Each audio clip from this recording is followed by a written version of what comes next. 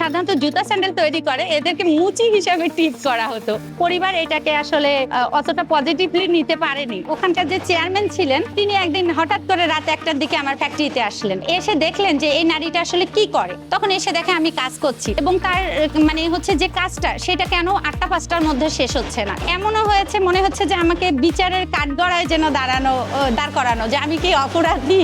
ব্যবসার ক্ষেত্রে তো অনেকবারই মনে হয়েছে যে আর বুঝি পারবো না। আমার এখানে একজন কাজ দিয়েছিল, উনি আমাকে যে ম্যাটেরিয়ালস গুলো দিচ্ছিল সেগুলো কম দিচ্ছিল। অ্যাডহেসিভের মধ্যে উনি লোকাল অ্যাডহেসিভ মিলিয়ে সেটাকে নরমাল করে দিচ্ছিল যাতে আমার বন্ডিং ঠিক না হয়। সমস্ত মালামাল জমা দিয়েছি, সেখান থেকে টাকা পাইনি। তো এই যে জায়গাগুলো অসংখ্যবার মনে হয়েছে পাচ্ছি না, থেমে যায়নি, আবারও ঘুরে দাঁড়িয়েছি। আমি আগে পেশায় ছিলাম শিক্ষিকা, আমার হাজবেন্ড ছিল লেদার ইঞ্জিনিয়ার। আমি তখন MBA করতেছিলাম, চিন্তা ভাবনা করলাম একটা কিছু করব, যখন সেটা কোন ট্রেড হবে। আমাদের যেহেতু বন্যা প্রবণ এলাকা, প্রতি বছর হচ্ছে নদী ভাঙন হতো, সবাই অনেক দূরে দূরে চলে যায়। তো তখন চিন্তা করলাম যে শিক্ষিকা হিসেবে কাজ করলে আমার পক্ষে আর তাদেরকে একত্রিত করা সম্ভব হবে না। সেই জায়গা থেকে এমন একটা বিজনেস চাইলাম যেখানে হচ্ছে অনেক লোকের কর্মসংস্থান হবে। চামড়া কাটার যে ডাই স্টিল কাটিং নাইফ, এটার ফ্যাক্টরি শুরু করি। এখানকার কাটিং নাইফ গুলো বিভিন্ন ফ্যাক্টরিতে যেয়ে তারা এটা দিয়ে কেটে জুতা স্যান্ডেল তৈরি করতো। তো আমি সেখানে গিয়ে দেখলাম ওয়াও, এটা তো আমিও পারি। 2014 সালে মাত্র 3 জন কর্মী এবং 3.5 লাখ টাকা পুঁজি নিয়ে শুরু করি। ফ্যাক্টরির সামনে ছোট্ট একটা টেবিল দেয়া ছিল, সেখান থেকে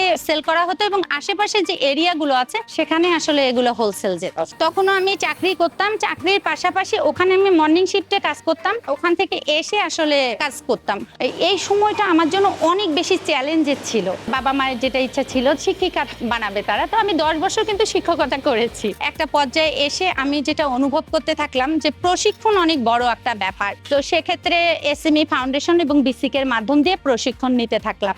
আমার হাজবেন্ড আমাকে সহযোগিতা করেছে, কিন্তু হচ্ছে পরিবারের দিক থেকে আমি ওইভাবে সহযোগিতাটা তখন পাইনি। যদিও অনেকের ধারণা যে আমার হাজবেন্ডের প্ল্যান ছিল এটা, কিন্তু আসলে না, এটা আমার নিজ থেকে এই প্ল্যানটা নিয়ে আমি নিজ থেকে আগ্রহ ভরেই কিন্তু এখানে কাজটা শুরু করেছি। একজন উদ্যোক্তা তো সবসময় কাজ করতে হয়, এতে টাইম টেবিল থাকে না। ট্যানারি বলেন আর হচ্ছে আপনি লোহাতে বলেন, আমি তো হচ্ছে নাইফ তৈরি করি, তো এটা ডাই স্টিলের কাজ। এগুলো সাধারণত ধোলাই খাল ওই সাইডেই আসলে এই পাসেজ গুলো করতে হয়। আমি যখন প্রথম সেখানে গেলাম, আমি এগুলো বাছাই করছি, ট্রাক বোঝাই করছি, নিয়ে আসতেছি।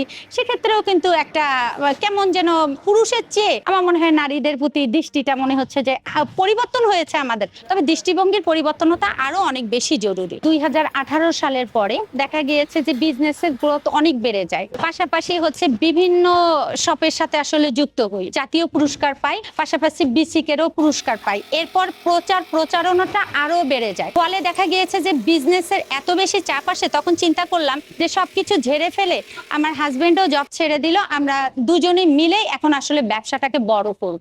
সবকিছু ঝেড়ে ফেলে আমরা তখন কাজে মন দেই এবং এভাবে আসলে আমরা ব্যবসাটাকে বড় করার প্ল্যান করি। যদিও আমি শুরু করেছি মাত্র 3 জন দিয়ে, কারণ হচ্ছে তখন শুরুটা ছিল আমার এরকম, কিন্তু এখন আমাদের এখানে প্রায় 150 লোকের কর্মসংস্থান। আমাদের যে একটা স্বপ্ন ছিল যে আমি গ্রামে ফিরে যাব, মানে গ্রামের লোকগুলোকে একত্রিত করব, আপনাদের দয়ায় সেটা সম্ভব হয়েছে এবং সবাই একত্রিত হতে পেরেছি। আমরা এখন যে কাজগুলো করছি, আমরা চামড়া কাটার যে ডাই স্টিল কাটিং নাইফ তৈরি করছি, পাশাপাশি আমরা সোলটা নিজেরা তৈরি করছি, সেই সাথে হচ্ছে লেদারের যে হ্যান্ডমেড সোলগুলো আমরা তৈরি করছি। আমরা তো বিভিন্ন দেশের সাথেই কাজ করছি। হ্যান্ড গ্লোভস এর ক্ষেত্রে জাপান বেশ ভালো একটা হচ্ছে সাপোর্টের জায়গা, মালয়েশিয়া, ইটালি, কোরিয়া, এখন রিসেন্টলি একটা কাস্টমার আসছে, এটা UK। তো সব মিলিয়ে লেদার গুডস এর ক্ষেত্রে ভালো একটা মার্কেট তৈরি হয়েছে।